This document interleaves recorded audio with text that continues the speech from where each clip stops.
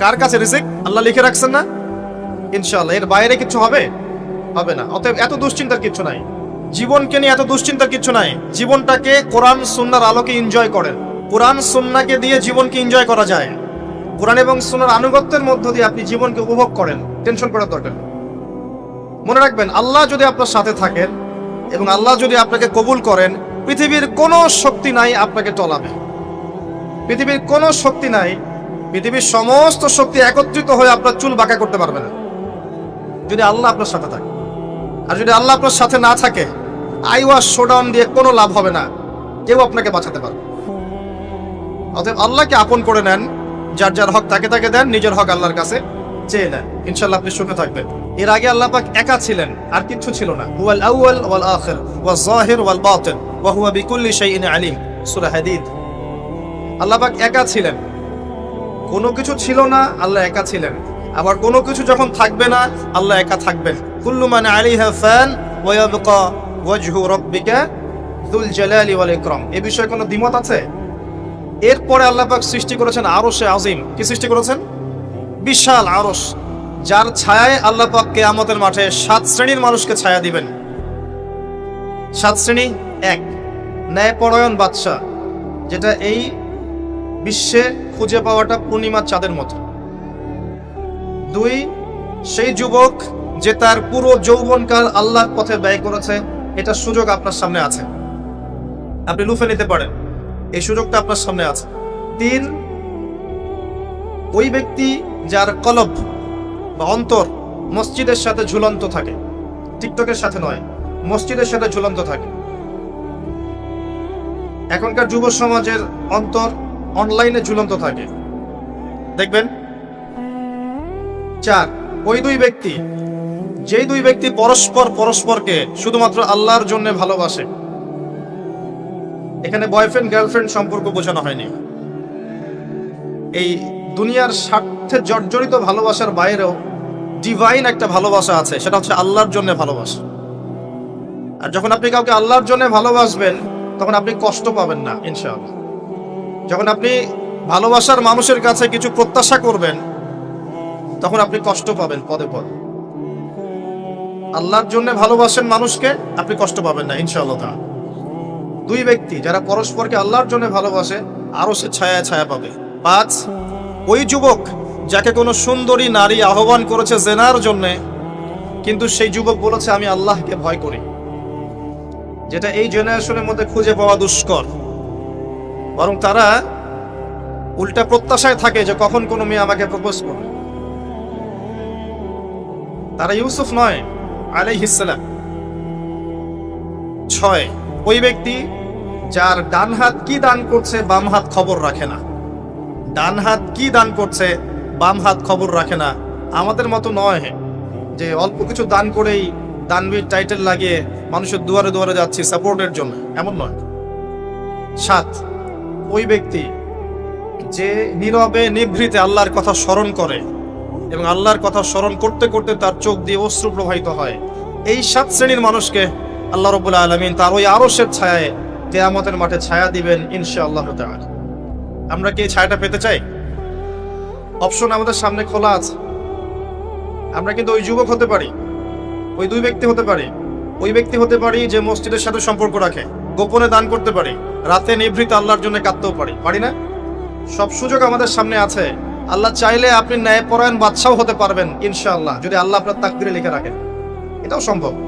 চলে আসেন আরশে আজিমের পরে আল্লাহ পাক সৃষ্টি করেছেন কলম, এবং কলম সৃষ্টি করে আল্লাহ পাক পুরো মহাবিশ্বের তাকদীর লিখেছেন। পৃথিবীর শেষ দিন পর্যন্ত কি হবে না হবে, খুঁটিনাটি বিষয়, এত খুঁটিনাটি যে আল্লাহ পাকের ওই লিখার বাইরে পৃথিবীতেও কোনো আযাব গজব আসে না। যা লিখা আছে ওটাই আসবে। পৃথিবীতে যা আসছে, যে আযাব, যে বিপদ, যে বালা মুসিবত গুলো আসছে আসমানি এবং জমিনের, এগুলোও আল্লাহর কাছে লেখা আছে। সুবহানাল্লাহ। এমনকি এই পৃথিবীতে কতজন মানুষ এসেছে, চলে গেছে এবং আসবে, এই হিসেব আল্লাহর কাছে আছে। চিন্তা করতে পারেন, পৃথিবীতে কত মাখলুক আছে, হিসেব আল্লাহর কাছে আছে। এই মহাবিশ্বে কত গ্যালাক্সিজ আছে, গ্রহ নক্ষত্র আছে, আল্লাহর কাছে হিসেব আছে। পিঁপড়া কতটুকু আছে এই পৃথিবীতে, এটা আল্লাহ জানেন। কতগুলো আছে, সমুদ্রের নিচে কি আছে আল্লাহ জানেন। প্রতিটা বিষয় মহাবিশ্বের লিখিত হয়ে গেছে। এখন যে আল্লাহর কাছে সব লিখিত আছে, সেই আল্লাহ কি আমার রিজিকের মালিক নন? তাহলে রিজিক নিয়ে এত টেনশন করার কি আছে ভাই? টেনশনে কিছু আছে? কার কাছে রিজিক? আল্লাহ লিখে রাখছেন না, ইনশাআল্লাহ। এর বাইরে কিছু হবে? হবে না। অতএব এত দুশ্চিন্তার কিছু নাই। জীবনকে নিয়ে এত দুশ্চিন্তার কিছু নাই। জীবনটাকে কোরআন সুন্নাহর আলোকে এনজয় করেন। একটা বই আছে না, এনজয় ইওর লাইফ, ওটা পড়েছেন? কোরআন সুন্নাহকে দিয়ে জীবনকে এনজয় করা যায়। কোরআন এবং সুন্নাহর আনুগত্যের মধ্য দিয়ে আপনি জীবনকে উপভোগ করেন, টেনশন করার দরকার নেই। মনে রাখবেন, আল্লাহ যদি আপনার সাথে থাকেন এবং আল্লাহ যদি আপনাকে কবুল করেন, পৃথিবীর কোনো শক্তি নাই আপনাকে টলাবে। পৃথিবীর কোনো শক্তি নাই, পৃথিবীর সমস্ত শক্তি একত্রিত হয়ে আপনার চুল বাঁকা করতে পারবে না, যদি আল্লাহ আপনার সাথে থাকে। আর যদি আল্লাহ আপনার সাথে না থাকে, আইওয়াস শোডাউন দিয়ে কোনো লাভ হবে না, কেউ আপনাকে বাঁচাতে পারবে। অতএব আল্লাহকে আপন করে নেন, যার যার হক তাকে তাকে দেন, নিজের হক আল্লাহর কাছে চেয়ে নেন, ইনশাআল্লাহ আপনি সুখে থাকবেন। তাকদীর আল্লাহ পাক লিখে ফেলেছেন। এরপরে আল্লাহ রাব্বুল আলামিন কি লিখেছেন? এরপরে আল্লাহ রাব্বুল আলামিন মহাবিশ্ব সৃষ্টি করেছেন 6 দিনে। কয় দিনে? কোরআনে দলিল আছে, হুয়াল্লাযী খালাকাস সামাওয়াতি ওয়াল আরদা ফি সিত্তাতি আইয়াম। তিনি সেই আল্লাহ যিনি আসমান সমূহ, একটা আসমান নয়, আসমান সমূহ মানে যতগুলো আসমান আছে, আর আমরা জানি 7টা আসমান আছে। কয়টা? 7টা মহাবিশ্ব আছে। এখন পর্যন্ত সায়েন্স যত কিছু আবিষ্কার করেছে, এগুলো প্রথম মহাবিশ্বের আবিষ্কার। দ্বিতীয়টাতে ওরা যেতেই পারেনি এখন পর্যন্ত। অতদূর পর্যন্ত স্পেসশিপ যেতেই পারবে না। কথা কি বুঝতে পারছেন? এটা প্রথম আসমানের বিষয়। এরকম আরো 6টা আসমান মহাবিশ্ব আল্লাহ পাক প্রস্তুত করেছেন। তারপরে আছে সিদরাতুল মুনতাহা, তার উপর একটা মহাসাগর আছে, তারপরে কুরসি, তার উপরে আরশে আজিম। আর আরশে আজিমের উপরে আল্লাহ সুবহানাহু ওয়া তাআলা। এখানে একজন মানুষ ওই পর্যন্ত চলে গিয়েছিলেন, তিনি কে? মুহাম্মদুর রাসূলুল্লাহ সাল্লাল্লাহু আলাইহি ওয়াসাল্লাম। তার মর্যাদা আর বোঝার বাকি আছে? তো সবার প্রতি অনুরোধ থাকবে, সেই ব্যক্তি, সেই নবী মুহাম্মদ সাল্লাল্লাহু আলাইহি ওয়াসাল্লামের সুন্নাহ মাফিক জীবন যাপন করেন। আল্লাহ পাক তৌফিক দান করুন। এবং এই সুন্নাহটা জীবনের একটা ক্ষেত্রে মানলে হবে না, জীবনের সমস্ত ক্ষেত্রেই মানতে চেষ্টা করতে হবে। আল্লাহ পাক তৌফিক দান করুন। আল্লাহ রাব্বুল আলামিন এরপরে মহাবিশ্ব সৃষ্টি করে দীর্ঘদিন পর্যন্ত, অনন্তকাল বলবো না, দীর্ঘদিন পর্যন্ত মানুষ সৃষ্টি করেন নাই। জি, সূরা দাহরের প্রথম আয়াতে আল্লাহ পাক বলেছেন, হাল আতা আলাল ইনসান হিনুম মিনাদ দাহরি লাম ইয়াকুন শাইআম মাযকুরা। মানুষের উপরে এমন একটা সময় চলে গেছে যে মানুষ কোনো আলোচ্য বিষয় ছিল না। মানে মানুষ সৃষ্টি করা হবে, এখন দুনিয়া যা হচ্ছে দেখতে পাচ্ছেন, আমরা কোনো টপিকই ছিলাম না। এত সময় চলে গেছে মহাবিশ্ব, এখন মনে হয় দুনিয়াটা আমাদের, তাই না? মানুষই সব, মানুষই এই দুনিয়ার পলিটিক্যাল মালিক, ইকোনমিক মালিক, সংস্কৃতির মালিক, পরিবার, ব্যক্তি, সমাজ, সবকিছু মালিককে মালিক মনে হয় এখন মানুষকে। কিন্তু এমন একটা সময় ছিল যখন আল্লাহ বলছেন মানুষ সৃষ্টি হবে, এই বিষয়টা অনেক দূরের পথ ছিল। আল্লাহর জ্ঞানে ছিল, কিন্তু মহাবিশ্বে মানুষের অস্তিত্ব ছিল না। এই মহাবিশ্বেই মানুষের অস্তিত্ব ছিল না। আল্লাহ রাব্বুল আলামিন মহাবিশ্ব সৃষ্টি করেছেন কুন ফায়াকুন, হও হয়ে যাও। সূরা আম্বিয়ার 30 নম্বর আয়াতে আল্লাহ পাক বলেছেন, আওয়ালাম ইয়ারাল্লাযিনা কাফার, কাফেররা কি লক্ষ্য করে দেখে না, আন্নাস সামাওয়াতি ওয়াল আরদা কানাতা রাতকান ফাফাতাকনাহুমা, কাফেররা কি লক্ষ্য করে দেখে না যে আসমান সমূহ এবং জমিন একটা বিন্দুর মধ্যে একত্রিত ছিল, আমি আল্লাহ এটাকে বিস্ফোরিত করে দিয়েছি, পৃথক করে দিয়েছি। এটা সায়েন্সের একটা থিওরির সাথে মেলে না? কোন থিওরি? তারা বলছে বিগ ব্যাং থেকে সব সৃষ্টি হয়েছে, আর আল্লাহ পাক বলছেন বিগ ব্যাং আমি ঘটিয়েছি। তাহলে চিন্তা যেখানে শেষ, আল্লাহ পাকের কুদরত সেখান থেকে কি শুরু। তা আমরা সীমাবদ্ধতা বুঝতে পারছি সায়েন্সের। আমি নিজেও সায়েন্সের ছাত্র, বাট আমি এটা স্বীকার করি সায়েন্স সবকিছুর সমাধান দিতে পারবে না। কারণ আপনি কমন একটা প্রশ্ন করেন যে রূহ কাকে বলে, সায়েন্সকে বলেন যে can you give us the definition of রূহ, আমাদেরকে রূহের সংজ্ঞা দিতে পারবেন? রূহটা কঠিন নাকি তরল, না বায়বীয় নাকি, আপনি কি ব্যাখ্যা করতে পারবেন? পারবেন না। সিম্পল। জিন জাতির ব্যাখ্যা দেন, ফেরেশতার ব্যাখ্যা দেন, কবরের আযাবের ব্যাখ্যা দেন, জান্নাত জাহান্নাম, হুর পরীর ব্যাখ্যা দেন। হুর পরী না, হুরুন আইন, ভুল হয়েছে, হুরুন আইন। মিজান, পুলসিরাত, এগুলোর ব্যাখ্যা দিতে পারবে? আমাদের আত্মাটারই তো ব্যাখ্যা দিতে পারছে না। ঘুম স্বপ্নের ব্যাখ্যা দিতে পারবে? ঘুমন্ত অবস্থায় মানুষ হাসছে এবং কাঁদছে, কি জন্যে ব্যাখ্যা দিতে পারবে? স্বপ্ন দেখছে, কোত্থেকে স্বপ্ন আসছে, আর স্বপ্ন মাঝে মাঝে সত্য কেমন করে হচ্ছে, এর ব্যাখ্যা দিতে পারবে? স্বপ্ন সত্যি হয় না? শেষ জামানায় মুমিনদের স্বপ্ন বেশি বেশি সত্য হবে এমনও এসেছে হাদিসে। আখিরুজ্জামানে মুমিনদের স্বপ্ন সত্যি হবে। নবী সাল্লাল্লাহু আলাইহি ওয়াসাল্লাম নবুয়তের আগে এমন স্বপ্ন দেখতেন সকালবেলা সত্য হয়ে যেত। নবুয়তের একটা অংশ স্বপ্ন, 36 ভাগের 1 ভাগ সত্য স্বপ্ন। যাই হোক, আমরা টপিকে চলে আসি। আল্লাহ রাব্বুল আলামিন বিগ ব্যাং দিয়ে মহাবিশ্ব সৃষ্টি করার পর সুদীর্ঘকাল পর্যন্ত মানুষকে সৃষ্টি করেন নাই। এরপরে অনেক সময় পর আল্লাহ পাক ফেরেশতাদেরকে ডেকে বলছেন এই আয়াতটা, যে হে ফেরেশতারা, আমি পৃথিবীতে আমার খলিফা পাঠাতে চাই, মানুষকে আমার খলিফা করে পাঠাতে চাই। খলিফা কি জিনিস? যিনি কাপড় সেলাই করেন তিনি খলিফা? খলিফা কি জিনিস? খলিফার ডেফিনেশনটা শুনে না। আল্লাহ পাক আদম আলাইহিস সালাম ছাড়াও আরো একজন নবীর ব্যাপারে খলিফা শব্দ ব্যবহার করেছেন, তার নাম কি? শুকরান, কে বলেছেন? জাযাকাল্লাহ। দাউদ আলাইহিস সালাম, তার ব্যাপারে আল্লাহ পাক বলেছেন তিনি ছিলেন খলিফা। কোন সূরা? সূরা সাদ। কোন সূরা? সূরা সাদ। আল্লাহ পাক বলেছেন ইয়া দাউদ, হে দাউদ, ইন্না জাআলনাকা খলিফাতান ফিল আরদ, নিশ্চয়ই আমি তোমাকে পৃথিবীতে আমার খলিফা করেছি।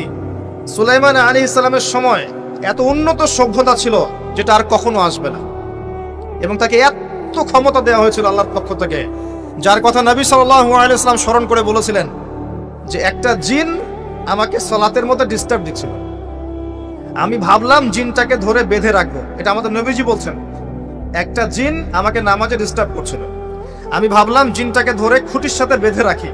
তখন আমার সুলাইমানের কথা মনে পড়লো, আমার ভাই সুলাইমানের কথা মনে পড়লো যে সুলাইমান আলাইহিস সালামকে আল্লাহ পাক এই ক্ষমতা দিয়েছিলেন। আর সুলাইমান আলাইহিস সালাম আল্লাহর কাছে দোয়া করেছিলেন, আল্লাহ আমাকে যে ক্ষমতা দিয়েছো এরপরে আর কাউকে দিও না, এটা দোয়া করেছিলেন। আমার সুলাইমানের কথা মনে পড়লো, আমি জিনটাকে ছেড়ে দিলাম, বাদলাম না। আমাদের নবী মুহাম্মদ সাল্লাল্লাহু আলাইহি ওয়াসাল্লাম মানুষের সম্মান বুঝতেন। আমাদের নবী মুহাম্মদ সাল্লাল্লাহু আলাইহি ওয়াসাল্লাম অন্যের সম্মান বুঝতেন, আর আমরা তার উম্মাহ অন্যের সম্মান নষ্ট করতে পারলে আমাদের ভাত হজম হয়।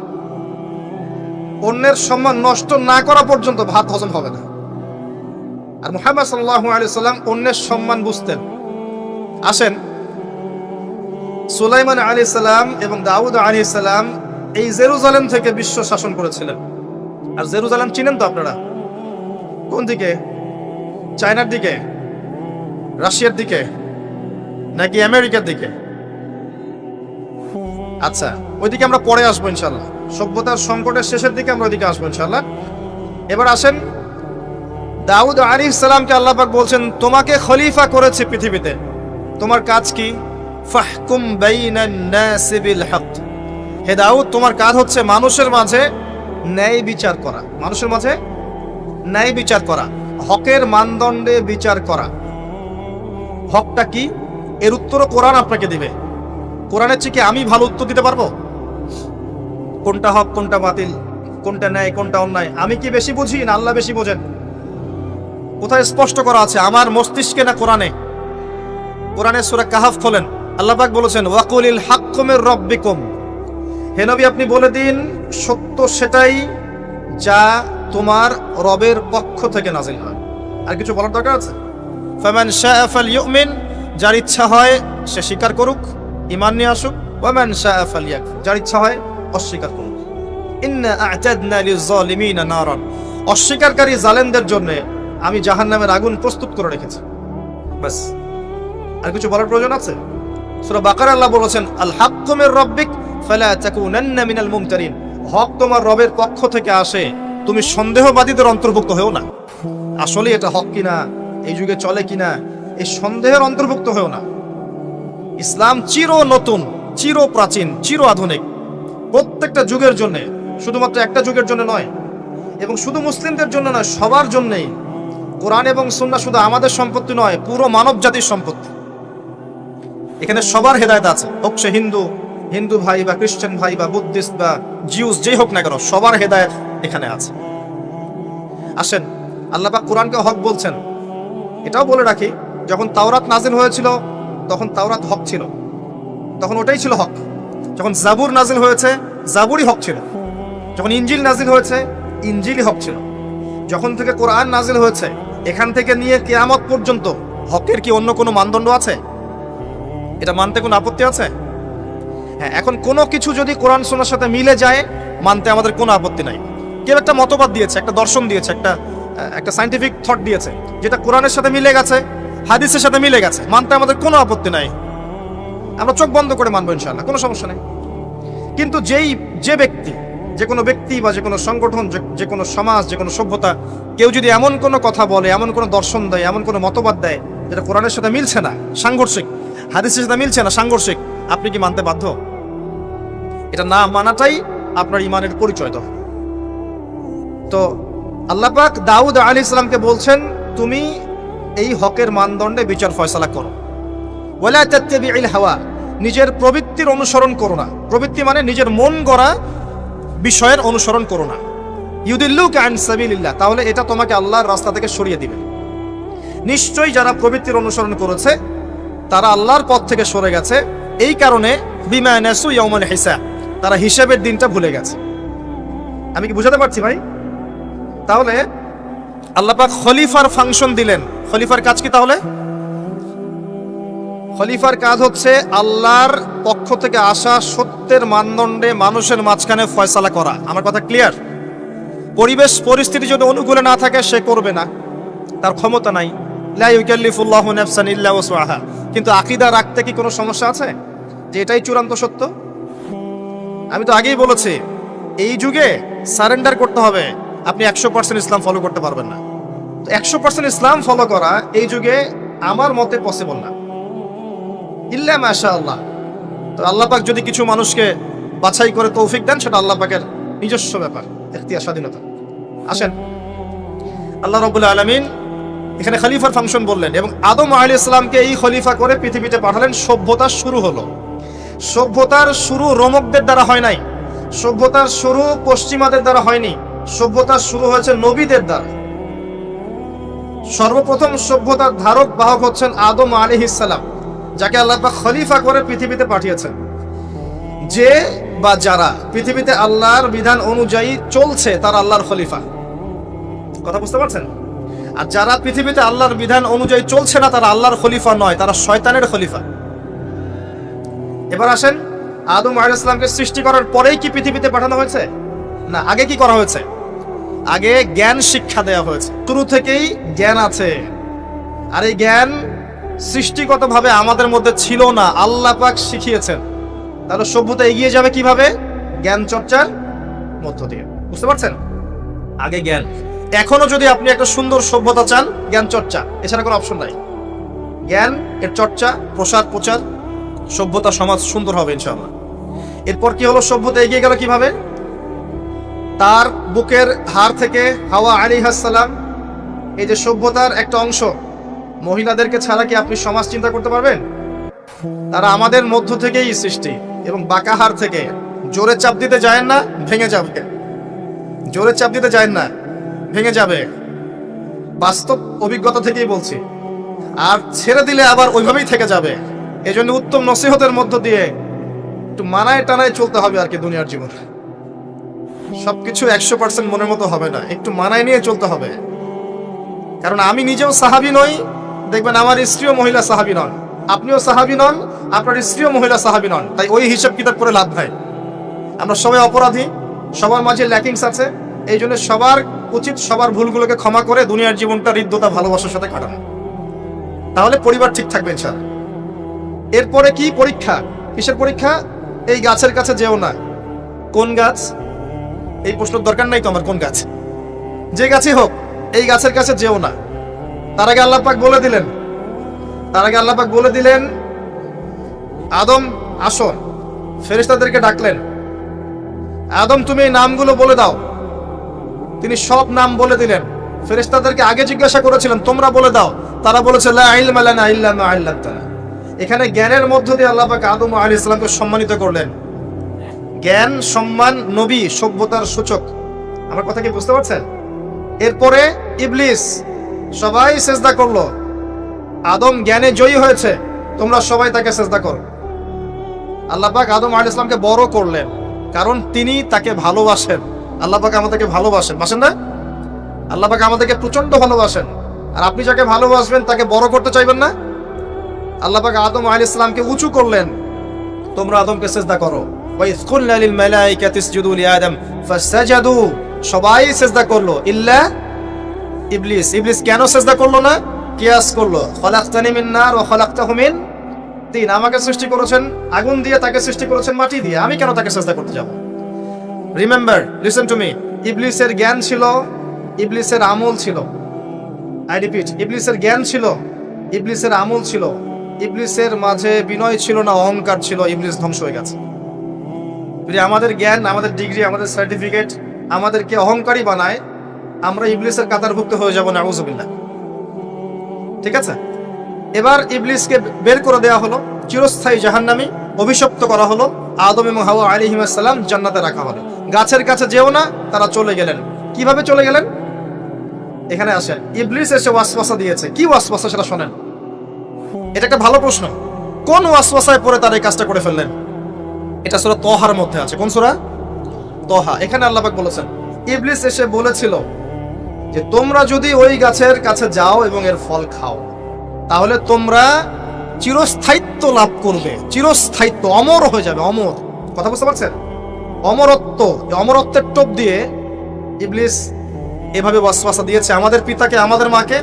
এর ফলশ্রুতিতে আল্লাহ রাব্বুল আলামিন আমাদেরকে নামিয়ে দিয়েছেন পৃথিবীতে। আল্লাহ পাক নামিয়ে দেওয়ার সময় আদম এবং হাওয়া আলাইহিস সালাম তাদেরকে ক্ষমা করে দিয়েছেন, কিন্তু একটা সময় দিয়েছেন, এখন আর জান্নাতে থাকা হবে না, পৃথিবীতে চলে যাও, এখানেও চিরস্থায়ী জীবন পাবে না, নির্দিষ্ট সময় থাকবে। এর মধ্যে আমি তোমাদের রিজিক দিব, তোমাদেরকে আমি খাবার দিব, বাসস্থান দিব, সবকিছু দিব, স্ত্রী সন্তান যা যা লাগে মৌলিক চাহিদা সব দিব। তখন যদি তোমরা আমার হেদায়েতকে মেনে চলো, আবার জান্নাতে ফিরে আসবে। যদি না মানো, ইবলিসের সাথে জাহান্নাম। কথা ক্লিয়ার? সহজ সরল জীবন দর্শন, দ্য ফিলোসফি অফ লাইফ। এত দর্শন শেখার দরকার নাই। আমরা দর্শনের বই পড়তে পড়তে মাথা খারাপ হয়ে গেছে। পশ্চিমা দর্শন, জৈন দর্শন, চারবাক দর্শন, ইউরোপিয়ান দর্শন, আধুনিক দর্শন পড়তে পড়তে অবস্থা খারাপ। মার্কসীয় দর্শন। সুবহানাল্লাহ, একটা সহজ সরল জীবন দর্শন আল্লাহ দিয়েছেন। সূরা বাকারার আয়াত নাম্বার 38 এবং 39, দুইটা আয়াত। কি দর্শন? আল্লাহ বলছেন, কুল নাহবিতু মিনহা জামিআ, আমি আল্লাহ বললাম তোমরা সবাই নেমে যাও। কারা কারা সবাই? আদম, হাওয়া, ইবলিস, তোমরা নেমে যাও পৃথিবীতে। ফাইম্মা ইয়াতিয়ান্নাকুম মিন্নি হুদান, তোমাদের কাছে আমার পক্ষ থেকে হেদায়েত আসবে। কি আসবে? এই যে তাওরাত, জাবুর, ইনজিল, কোরআন, আল্লাহর বাণী, ওহী, এগুলো আসবে, রাসূল আসবেন। ফামান তাবিআ হুদায়া ফালা খাউফুন আলাইহিম ওয়ালা হুম ইয়াহজানুন, যে বা যারাই আমার এই হেদায়েতকে মেনে চলবে তাদের বিন্দু মাত্র ভয় নাই, কোনো টেনশন নাই, কোনো ভাবনা নাই, ইনশাআল্লাহ আবার জান্নাতে ফিরে আসবে ইনশাআল্লাহ। সুসংবাদ। ঠিক আছে, তারপরের আয়াত আল্লাহ পাক বলেন, ওয়াল্লাযীনা কাফারু ওয়া কাযযাবু বিআয়াতিনা, কিন্তু যারা আমার আয়াতকে মিথ্যা প্রতিপন্ন করবে এবং অস্বীকার করবে, কুফরি করবে, ফাউলাইকা আসহাবুন নার, এরা হবে জাহান্নামের অধিবাসী। কার সাথে? ইবলিসের সাথে। হুম ফিহা খালিদুন, তারা সেখানে চিরস্থায়ী হবে। সহজ সরল জীবন দর্শন, দ্য ফিলোসফি অফ লাইফ। মানলেই শান্তি, না মানলেই অশান্তি। এরপর একটা চ্যালেঞ্জ, ইবলিস চ্যালেঞ্জও করছে, আল্লাহ তুমি আমাকে বের করে দিয়েছো, ঠিক আছে, আমি আদম সন্তানের ডান দিক থেকে আসবো, বাম দিক থেকে আসবো, সামন থেকে আসবো, পিছন থেকে আসবো, তাকে আমি জাহান্নামের পথে নিয়েই ছাড়বো। এটা মনে রাখেন মাথার মধ্যে, ইবলিসের চ্যালেঞ্জ। আর আল্লাহ পাকও সতর্ক করলেন, ইন্নাহু লাকুম আদুউম মুবিন, সে তোমাদের স্পষ্ট শত্রু। এবার পৃথিবীতেও নামিয়ে দিলেন, হেদায়েতও পাঠাচ্ছেন, নবী রাসূল পাঠিয়েছেন। সভ্যতা আস্তে আস্তে এগিয়ে চললো। সভ্যতায় দুইটা শক্তি দেখতে পাচ্ছেন, একটা আল্লাহর পক্ষ থেকে আসা শক্তি, একটা শয়তানি শক্তি। এই দুটো নিয়ে সভ্যতা এগিয়ে চলছে। আবারও বলছি, সভ্যতা শুরু হয়েছে নবী দ্বারা, রোমকদের দ্বারা নয়। সভ্যতা শুরু হয়েছে নবী দ্বারা। মানুষ আগে গাছের ছাল পাতা পরে থাকতো না। সূরা আরাফে আল্লাহ পাক বলেছেন, আমি মানুষের জন্য, আদম হাওয়া আলাইহিস সালাম, তাদের জন্য লেবাস পাঠিয়েছি, পোশাক পাঠিয়েছি। আমি লেবাস নাজিল করেছি উপর থেকে। লোহার খনি দেখেছেন? লোহার খনি। কেউ কি বিশ্বাস করবে যে লোহা মহাকাশ থেকে পৃথিবীতে এসে পড়েছে? ওয়া আনজালনাল হাদিদ, আল্লাহ পাক বলছে আমি হাদিদ নাজিল করেছি। কোরআন নাজিল করা বোঝেন? কোরআন নাজিল মানে কি? আল্লাহর উপর থেকে কোরআন আসেনি? জিবরাইল আলাইহিস সালাম কোরআন নিয়ে আসছেন না নিচে মুহাম্মদ সাল্লাল্লাহু আলাইহি ওয়াসাল্লামের কাছে? এই যে কোরআন নাজিল হচ্ছে, আনজালা। আল্লাহ পাক এই কথা বলছেন যে লোহা আমি নাজিল করেছি। লোহার একটা অণু আপনি তৈরি করতে পারবেন পৃথিবীতে ল্যাবে বসে? সুবহানাল্লাহ। আল্লাহ পাক নাজিল করেছেন। ঠিক একই ভাবে আল্লাহ পাক পোশাক নাজিল করেছিলেন আদম এবং হাওয়া আলাইহিস সালাম তাদের জন্য। তারা গাছের ছালপাতা পরে ঘোরাফেরা করতেন না। বোগাস কথাবার্তা শেখায় মানুষ। এবং কৃষিকাজ, আপনার প্রযুক্তি, আপনার পরিবার গঠন, সন্তান প্রতিপালন, একজন মানুষের জীবন যাপনের জন্য যত কিছু প্রয়োজন সব জ্ঞান আল্লাহ পাক আদম আলাইহিস সালামকে শিক্ষা দিয়েছিলেন। দুনিয়াতে আসার পরে যখন যেটা প্রয়োজন হয়েছে ওহী নাজিল হয়েছে, জিবরাইল আলাইহিস সালাম তাকে শিখিয়ে দিয়েছেন। মানুষ গুহার মধ্যে ছবি এঁকে এঁকে থাকতো, আর এরা বলছে আদম আলাইহিস সালাম বানর থেকে হয়েছেন। নাউযুবিল্লাহ, সুবহানাল্লাহ। এটা যারা বিশ্বাস করে তারা সরাসরি কোরআনের সাথে কুফরি করছে, স্পষ্ট কাফের। আদম আলাইহিস সালাম আল্লাহ পাক তাকে হাত দিয়ে সৃষ্টি করেছেন, নিজের হাতে সৃষ্টি করেছেন। তিনি বানর থেকে মানুষ হননি। হ্যাঁ, যারা এই মতবাদটা দিয়েছে ওরা বানর থেকে মানুষ হতে পারে, আমরা হই না। বরং সূরা বাকারায় আপনি উল্টা চিত্র দেখতে পারবেন। সূরা বাকারায় দেখবেন, পড়তে পড়তে দেখবেন একটা জায়গায় আছে যে শনিবারের সীমা লঙ্ঘন করার জন্য কিছু মানুষকে, বনু ইসরাইলের কিছু মানুষকে আল্লাহ পাক মানুষ থেকে বানর বানিয়ে দিয়েছে। আছে না দলিল? তাহলে এটার প্রমাণ পাওয়া যাচ্ছে। সুবহানাল্লাহ। আসেন, সভ্যতা এগিয়ে চললো। সভ্যতার দুটো শক্তি, আল্লাহর বিধান, আল্লাহ নাজিলকৃত পবিত্র তাওহীদ, এবং অপর সাইডে আছে শয়তানের শিরক। কথা কি বুঝতে পারছেন? দিন দিন এগিয়ে চলতে লাগলো। প্রথম কি ক্রাইমটা হলো পৃথিবীতে? সভ্যতার প্রথম ক্রাইম হয়েছে হাবিল কাবিল। কে কাকে হত্যা করেছে? কাবিল হাবিলকে হত্যা করেছে। কি কারণে? ঈর্ষা। ঈর্ষা। এখান থেকে এই সভ্যতার শিক্ষা কি? শিক্ষা হচ্ছে এটাই, আজকের দিনেও যদি আমরা হাবিল আর কাবিলের মতো, কাবিল যেমন করে ঈর্ষা পরায়ণ হয়ে হাবিলকে হত্যা করেছে, এই ঈর্ষা ত্যাগ না করতে পারি, তাহলে এই উম্মার তাকদীরে খারাপই আছে। কথা কি বোঝা যায়?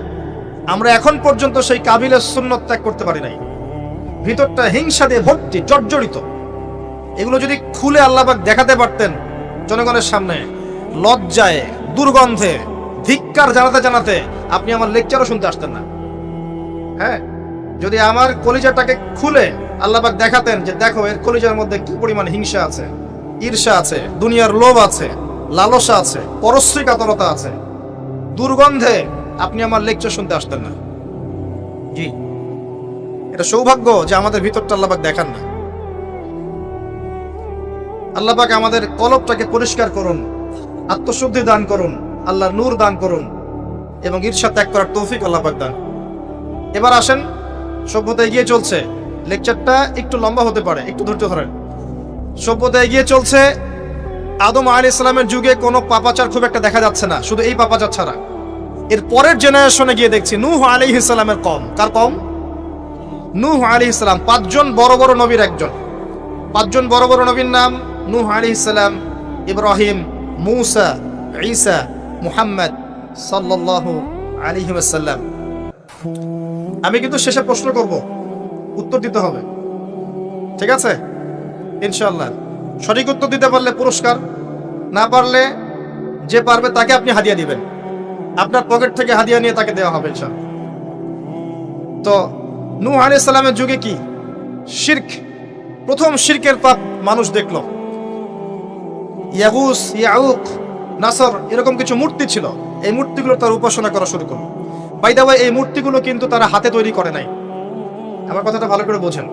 এই মূর্তিটা তারা আসলে অটোমেটিকলি হাতে তৈরি করে নাই।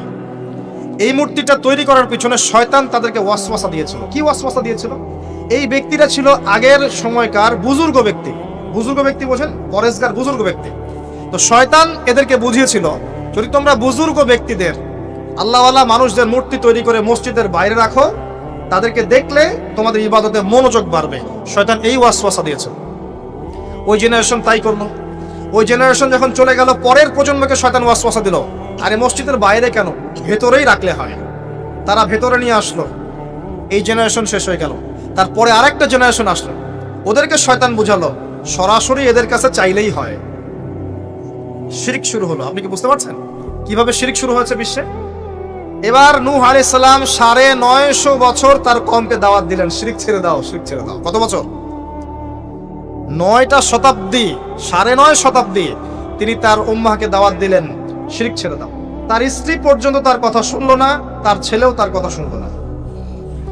দাওয়াতটা কেমন ছিল? আমাদের মতো এই যে লাক্সারিয়াস বসে বসে দাওয়াত দেয় এমন নয়। দাওয়াতটা এমন ছিল, নূহ আলাইহিস সালাম নিজেই বলছেন, ইন্নী দাআউতু কওমি লাইলা ওয়া নাহার। আল্লাহ, আমি আমার কওমকে দিন রাত দাওয়াত দিয়েছি, দিন রাত 24 ঘন্টা। ওয়ালাম ইয়াজিদহুম দুআই ইল্লা ফিরারা। আমার দাওয়াত শুনে মানুষ খালি পালিয়েই গেছে, পালিয়েই গেছে।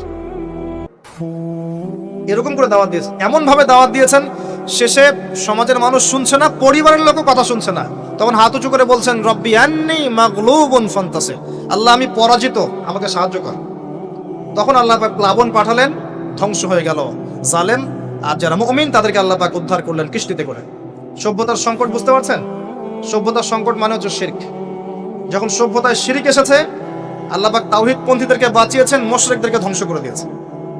এবং এই মুশরিকদেরকে আল্লাহ পাক পরকালেও জাহান্নামের আগুনে জ্বালাবেন, আর তাওহীদ পন্থীদেরকে আল্লাহ পাক পরকালে জান্নাত দিবেন ইনশাআল্লাহ। এই সভ্যতা এগিয়ে যাচ্ছে, এরপরে আরো এগিয়ে গেল। সব তো বলার সময় নাই, কয়েকটা বলছি। এগিয়ে যেতে যেতে একটা কওম আসলো, একটা সভ্যতা আসলো, যারা এত শক্তিশালী, ফিজিক্যাল স্ট্রাকচার এত লম্বা চওড়া, মানে এক একজন তাল গাছের সমান সমান লম্বা মানুষ, আদম সন্তান। পাহাড় কেটে কেটে বাড়ি নির্মাণ করে। এবং তাদের এই সভ্যতা সম্পর্কে আল্লাহ পাক বলেছেন যে লাম ইউখলাক মিসলুহা ফিল বিলাদ। এমন সভ্যতা পৃথিবীতে সৃষ্টি করা হয়নি। এত উচ্চ মানের সভ্যতা ছিল। এদের নাম ছিল আদ জাতি। আদ কি নাম? তাদের নবী ছিলেন হুদ আলাইহিস সালাম। কি নাম? হুদ আলাইহিস সালাম। তিনি দাওয়াত দিলেন একই স্টাইলে, আল্লাহর ইবাদত করো, আমার আনুগত্য করো, শিরক করো না, ইত্যাদি ইত্যাদি। কওম তার কথা শুনলো না। অল্প কিছু মানুষ শুনলো, তাদেরকে তিনি সাথে নিয়ে চলে গেলেন। আল্লাহ পাক জালেমদেরকে ধ্বংস করে দিলেন। একই সুন্নাহ। কিভাবে ধ্বংস করলেন? ঝঞ্ঝা বায়ু দিয়ে, এমন বাতাস, যে বাতাসে পুরো কওম উড়ে চলে গেল খেজুর গাছের মতো, খেজুর গাছের ডালের মতো পড়ে থাকলো। যারা বলতো মান আশাদ্দু মিন্না কুওয়া, আমাদের চেয়ে শক্তিশালী আর কে আছে, আল্লাহ পাক ওদেরকে বাতাস দিয়ে উড়িয়ে শেষ করে দিলেন। সুবহানাল্লাহ। এরপরে আরেকটা সভ্যতা আসলো, যার নাম সামুদ। তাদের নবীর নাম সালেহ আলাইহিস সালাম। তারাও আদ জাতির ভাই, ওরাও ফিজিক্যালি অনেক স্ট্রং ছিল। একইভাবে নবী দাওয়াত দিলেন, তারা কবুল করলো না। আল্লাহ পাক ওই মুমিনদেরকে উদ্ধার করলেন, বাকিদেরকে বজ্রপাত দিয়ে ধ্বংস করে দিলেন। কি দিয়ে ধ্বংস করলেন? বজ্রপাত। বজ্রপাতের প্রচন্ড শব্দে কর্ণঘোর ফেটে গেল, তারা তাদের ঘরের সামনেই পড়ে থাকলো। এটা একটা কওম ছিল, যেই কওমটাকে বলা হয়েছিল যে সময় আছে তোমাদের সামনে, তোমরা চাইলে তওবা করে ফিরে আসতে পারো, অথবা 3 দিন ভোগবিলাস করতে পারো, ধ্বংস আসবে, আযাব আসবে। ওরা বলেছিল বরং আমরা 3 দিন ভোগবিলাস করে নেব। কোন সম্প্রদায়ের সাথে এই আকীদাটা মিলছে? বর্তমান যুগের কোন সভ্যতার সাথে এই আদর্শটা মিলছে? কথা কি বুঝতে পারেন? কারা শিখায় মানুষকে খাও দাও ফুর্তি করো, খাও দাও ফুর্তি করো, কালকের কি চিন্তা, আজকেই বেঁচে নাও? কারা শিখায়? এই যে সালেহ আলাইহিস সালামের কওম এমন ছিল, তওবা করে ফিরে আসো। ওরা বলছে না, 3 দিন সময় আছে, খেয়ে নিয়ে ফুর্তি করে নিব। জেনা, মদ, খাওয়া দাওয়া সব চললো। তৃতীয় দিন সকালবেলা ফজরের সময় বিকট শব্দে ওদের কর্ণঘোর আল্লাহ ফাটিয়ে দিলেন, এবং ঘরের সামনে চিৎপটাং হয়ে পড়ে থাকলো। কওম শেষ, ডিস্ট্রয়। এখনো হিজাজ অঞ্চলে তাদের ধ্বংসাবশেষ দেখা যায়, অনলাইনে সার্চ করে দেখেন। সভ্যতা এগিয়ে চললো। আপনি কি সভ্যতার এগিয়ে যাওয়ার মধ্যে মিল পাচ্ছেন? কোনো একটা কমন জিনিস পাচ্ছেন? প্রত্যেক সভ্যতা আল্লাহ পাক ওহী নাজিল করেছেন, রাসূল পাঠিয়েছেন, আনুগত্যের দিকে আহ্বান করেছেন। যারা করে নাই ধ্বংস, যারা করেছে সফল। সভ্যতার সংকট। সভ্যতা এগিয়ে যেতে যেতে একটা কওম আসলো, যার নাম হচ্ছে শুআয়ব, কওমে মাদিয়ান। কি নাম? কওমে মাদিয়ান। শুআয়ব আলাইহিস সালামের কওম। শুআয়ব আলাইহিস সালাম একজন নবী ছিলেন, যিনি তার মেয়েকে মূসা আলাইহিস সালামের সাথে বিয়ে দিয়েছিলেন। ওইদিকে আমরা আসছি ইনশাআল্লাহ। শুআয়ব আলাইহিস সালামের কওমের অপরাধ ছিল, এরা মাপে কম দিত এবং ডাকাতি করত। কি করত? ডাকাতি। আমরাও কিন্তু কম করি না ডাকাতি। এখন আমরা নেক্সট সুরতেও ডাকাতি করি, বৎসরতেও ডাকাতি করি, করি না? অনেকে তো কোটটাই পরে ডাকাতি করে, কোটটাই পরে বড় বড় মাপের ডাকাতি করে। কারণ আপনি কোটটাই বললে তো ধরতে পারবেন না কলার, কিছু বলতে পারবেন না। সব ক্ষেত্রে এগুলো চলছে।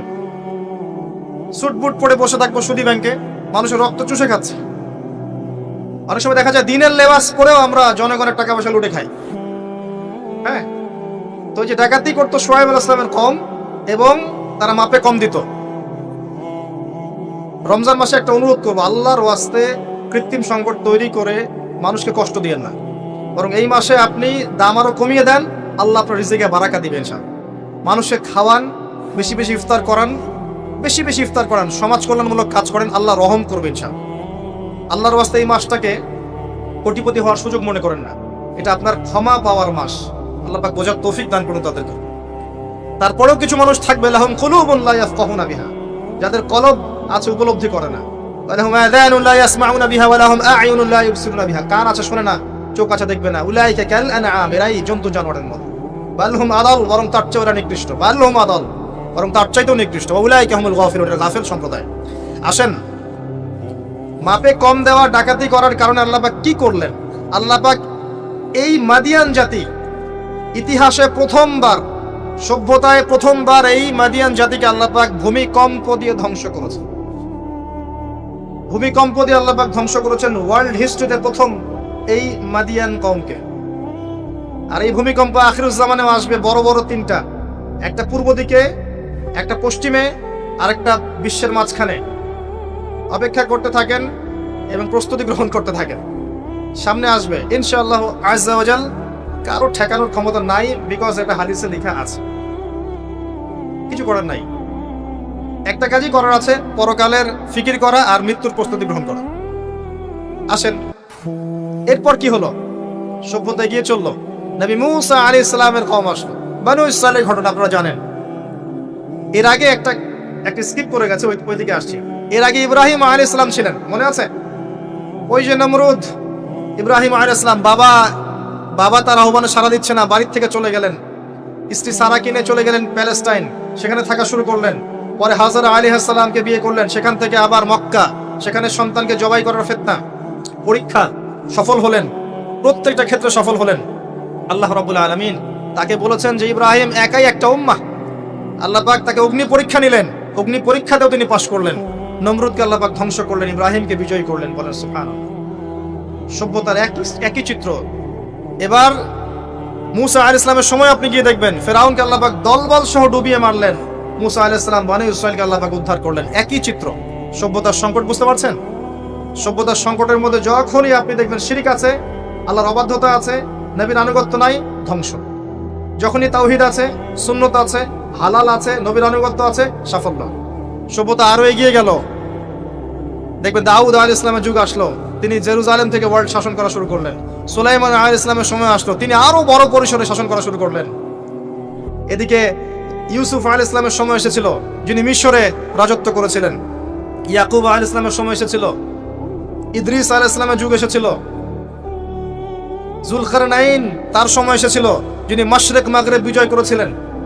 অনেক যুগ চলে গেল, এমনকি ঈসা ইবনে মারইয়ামের সময় আসলো, তিনিও একই সুন্নাহ পালন করতে লাগলেন। এরপরেও মুহাম্মদ সাল্লাল্লাহু আলাইহি ওয়াসাল্লামের সময় আসলো। এখান থেকে আপনি একটু বচন কবুল করতে লাগলো এবং ইসলামের প্রচার প্রসার বাড়তে লাগলো। যত প্রচার বাড়তে লাগলো, কাফের মুশরিকদের নির্যাতন তত বেশি বাড়তে লাগলো।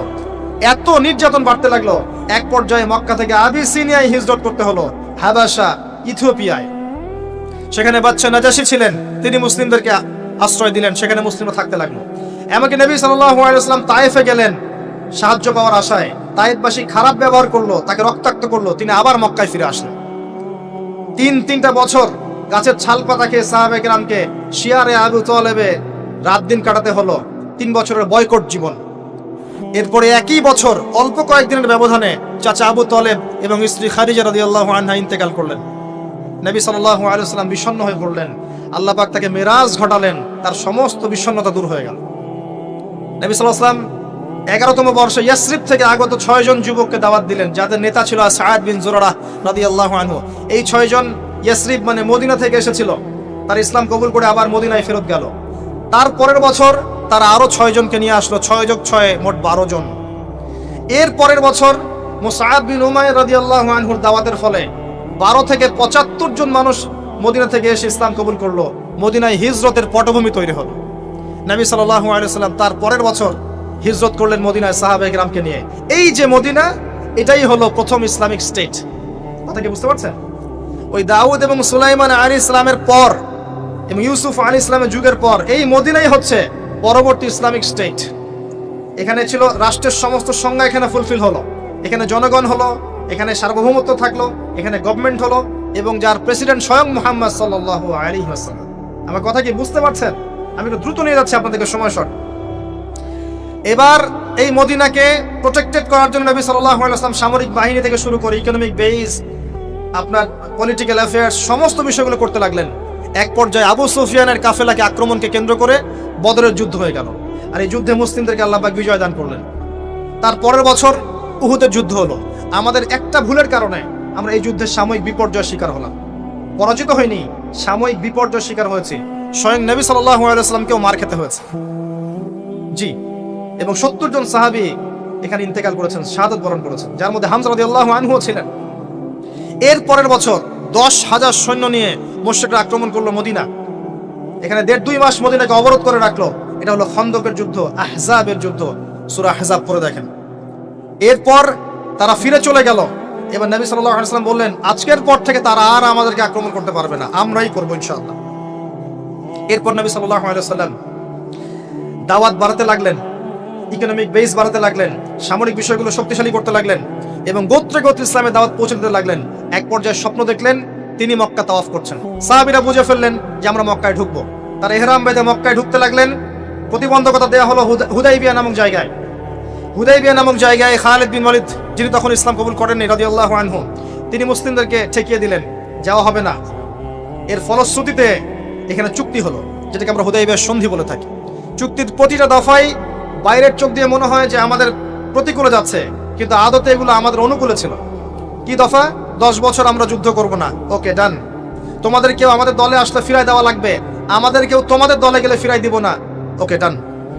এই বছর ওমরা করতে পারবে না, ফেরত যেতে হবে, ঠিক আছে ডান। পরের বছর আসতে হবে, তাও 3 দিনের জন্য বিনা অস্ত্রে, ওকে ডান। সবকিছুই ডান, যাও। এই চুক্তি হয়ে গেল। আল্লাহ পাক আয়াত নাজিল করলেন, ইন্না ফাতাহনা লাকা ফাতহাম মুবিনা। এই চুক্তির মধ্যেই তোমাকে আমি বিজয় দিয়েছি হে নবী সাল্লাল্লাহু আলাইহি ওয়াসাল্লাম। বলেন সুবহানাল্লাহ। কি বিজয়? বোঝেন এই জায়গাটা। কুরাইশরা ছিল সবচেয়ে বড় শত্রু, আর আমাদের আরেকটা শত্রু ছিল ইহুদিরা, যাদের মধ্যে 3টা গোত্র ছিল, বনু কুরাইজা, বনু কাইনুকা, বনু নাজির। বনু নাজির, বনু কুরাইজা, বনু কাইনুকা, এদেরকে বের করে দেওয়া হয়েছে। এরা খায়বারে গিয়ে আশ্রয় নিয়েছে। এর মধ্যে শুধু বনু কুরাইজাকে হত্যা করা হয়েছিল, কারণ তারা গাদ্দারি করেছিল আহজাবের যুদ্ধে। এটা দ্বিতীয় বড় শত্রু, আর এই কুরাইশরা সবচেয়ে প্রধান বড় শত্রু। কি করলেন নবী সাল্লাল্লাহু আলাইহি ওয়াসাল্লাম? তিনি 10 বছরের জন্য তাদের হাতকে চেপে ধরলেন। এই 10 বছর তারা আমাদের সাথে আর যুদ্ধ করবে না, মানে এরা স্টপ। এখন আমি বাইরের শত্রু থেকে ডিল করতে পারবো। কথা কি বুঝতে পারছেন? এই চুক্তির ঠিক পরের বছর নবী সাল্লাল্লাহু আলাইহি ওয়াসাল্লাম খায়বার আক্রমণ করলেন, কারণ এরা আর খায়বারকে সাহায্য করতে পারবে না। What a leader, what a personality, মানে কি ব্যক্তিত্ব, কি নেতা, কি বিচক্ষণতা, চিন্তা করেন। 10 বছর বন্ধ করে দিলাম, তোমার সাথে আমার কোনো লড়াই নাই, এবং তুমি আমাদের কোনো শত্রুকে হেল্প করতে পারবে না, ওকে ডান, ডিল হয়ে গেল। এবার যেহেতু বড় শত্রুর হাত চেপে ধরা হয়েছে, এখন ছোট ছোট শত্রুগুলোকে তিনি সাইজ করা শুরু করলেন, একটা একটা করে ধরে সবগুলোকে সাইজ। পরে বড়টারও কলার চেপে ধরলেন। কি ডিপ্লোমেসি!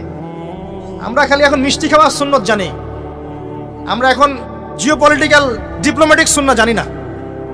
জি,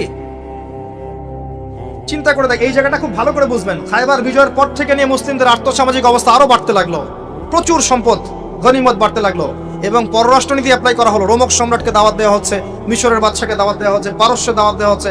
আস্তে আস্তে সারা বিশ্বে ইসলামের দাওয়াত ছড়িয়ে পড়ে। এক পর্যায়ে মাত্র এই চুক্তির 3-4-5 বছর পরেই, এই চুক্তির 10 বছর যায় নাই, 3 বা 4 বছর পরেই, 3-4-4.5 এরকম বছর পরেই, বিনা যুদ্ধে বিশাল সেনাবাহিনীকে নিয়ে নবী সাল্লাল্লাহু আলাইহি ওয়াসাল্লাম মক্কা আক্রমণ করলেন। মক্কা বিজয়। কোন মক্কা? যেই মক্কায় আগে শিরিক ছিল, এখন শিরিক নাই। যেই মক্কায় সুদ ছিল, এখন সুদ নাই। যেই মক্কায় নারীকে জীবন্ত কবর দেওয়া হয়েছে, নারীর কোনো অবমাননা নাই। যেই মক্কার মধ্যে মাদকের সয়লাভ ছিল, কোনো সয়লাভ নাই। যে মক্কায় গোত্রীয় হানাহানি কাটাকাটি ছিল, এখন কিচ্ছু নাই, সবাই ভাই ভাই। এই মক্কা, জাহেলিয়াতের মক্কাকে আল্লাহ রাসূল সাল্লাল্লাহু আলাইহি ওয়াসাল্লাম 23 বছরের ব্যবধানে একেবারে টোটাল ইসলামিক পরিবেশে পরিণত করলেন। সেই আল্লাহ কি মরে গেছেন? সেই নবীর আদর্শ কি মরে গেছে? আল্লাহ নাজিল করা সেই কিতাব কি উঠে গেছে পৃথিবী থেকে? তাহলে ওই জাহেলি সমাজকে যদি পরিবর্তন করা যায়, আমাদের জাহিলিয়াতকে পরিবর্তন করা সম্ভব না? এই বিশ্বের জাহিলিয়াত পরিবর্তন করা সম্ভব নয়? আমরা করতে পারি না পারি, আল্লাহ পাক এমন প্রজন্ম আনবেন, দেখে নিন তারা করে দেখাবে ইনশাআল্লাহ। যখন আল মাহদি আসবেন, ঈসা ইবনে মারিয়াম আসবেন, তখন জাহিলিয়াতের রেশ মাত্র থাকবে না ইনশাআল্লাহ আযজা ওয়া জাল। এর আগ পর্যন্ত কঠিন সময় আছে। ওই কঠিন সময় যাওয়ার আগে আরেকটু পথ পাড়ি দাও আপনাদেরকে। মুহাম্মদ সাল্লাল্লাহু আলাইহি ওয়াসাল্লাম এই যে মক্কা ইসলামিক পুরো একটা এনভায়রনমেন্ট প্রতিষ্ঠা করলেন, এরপর কি এটা থেমে গিয়েছিল? এরপর আবু বকর সিদ্দিক রাদিয়াল্লাহু আনহু এসেছেন, তিনিও সেই খেলাফার দায়িত্ব পালন করেছেন। কোন খেলাফা? ফাহকুম বাইনান নাসি বিল হক, সূরা সাদ। তারপরে এসেছেন ওমর ইবনে খাত্তাব, আরো 10 বছর, তখন মুসলিমরা অর্ধ বিশ্ব শাসন করেছে। এরপরে এসেছেন উসমান রাদিয়াল্লাহু আনহু, মুসলিমরা আরো বড় বিশ্ব শাসন করেছে। তারপরে এসেছে আলী রাদিয়াল্লাহু আনহুর যুগ, তখন মুসলিমরা অভ্যন্তরীণ কিছু দ্বন্দ্বে লিপ্ত হয়ে গিয়েছিল। এখানে মুসলিমদের শক্তিটা কিছুটা কমে যায়। আলী রাদিয়াল্লাহু আনহুকে হত্যা করা হয়েছিল, তাকে চোরাগুপ্ত হামলা চালিয়ে হত্যা করা হয়েছে, ঠিক যেমন ওমর রাদিয়াল্লাহু আনহুকে হত্যা করা হয়েছিল। এরপর কি হয়েছে? এরপর মুসলিমদের মাঝে আস্তে আস্তে ফিতনা বাড়তে শুরু করেছে। একদল মানুষ বের হয়েছে যারা বলেছে যে আলী রাদিয়াল্লাহু আনহু তিনি নবী, নাউজুবিল্লাহ। এরা তাকে নিয়ে এত বেশি বাড়াবাড়ি করেছে যে তারা পথভ্রষ্ট হয়ে গেছে। আরেক দল লোক বের হয়েছে, এরা বলেছে কবিরা গুনাহগার ব্যক্তি হলেই কাফের, একে হত্যা করা লাগবে, এরা হয়ে গেছে খারেজি। আরেক দল লোক বের হয়েছে, এরা বলে তাকদীর বলতে কিচ্ছু নাই। আরেক দল লোক বের হয়েছে যারা বলে যে মানুষের কর্মের কোনো স্বাধীনতা নাই। আরেক দল বের হয়েছে যুক্তি দিয়ে প্রমাণিত হলেই কোরআন সুন্নাহ মানবো, না হলে মানবো না। এরকম করে শিয়া, খারেজি, মুতাজিলা, মুরজিয়া, জাহমিয়া, জাবারিয়া, কাদারিয়া, কত যে দল বের হয়েছে, আস্তে আস্তে উম্মাহ বিভক্ত হতে শুরু করেছে।